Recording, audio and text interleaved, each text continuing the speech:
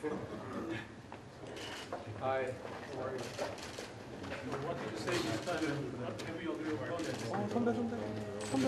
First of all, it would be here with my colleague and good friend. Our purpose is in staying very close to the ROK and figuring out how we can do this together. And what we're not going to do is allow DPRK missile launches to divide us from the ROK. These missile launches have actually brought us closer together, and you know, we're going to work very closely together in the weeks ahead. Is it safe to say that it is a prerequisite for the better future? For the To be very frank, I think this is not a time for so-called gestures of that kind. We have a country that has fired off missiles in a truly reckless way that affect the regional tranquility, indeed affect regional security. So I think the DPRK needs to look at the actions they've taken. But what we need from the DPRK is a serious approach to the six-party process. And by that I mean they have stayed out of that process for some 9 months.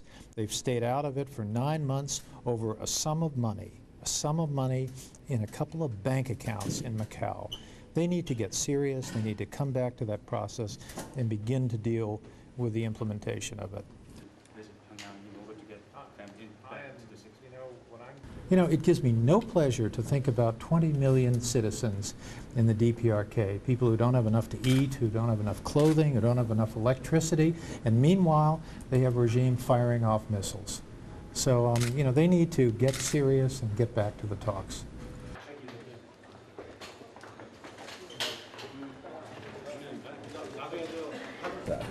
Well, I think this is time to focus on diplomacy rather than coercive measures.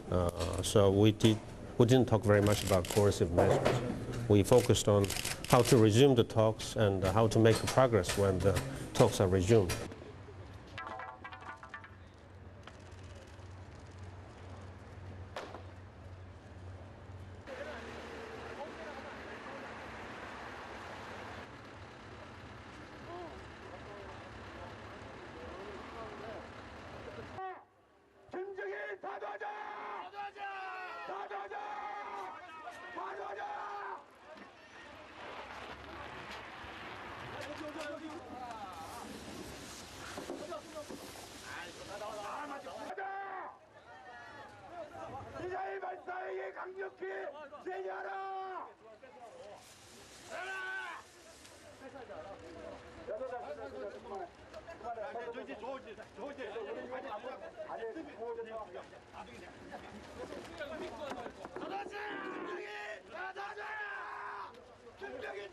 다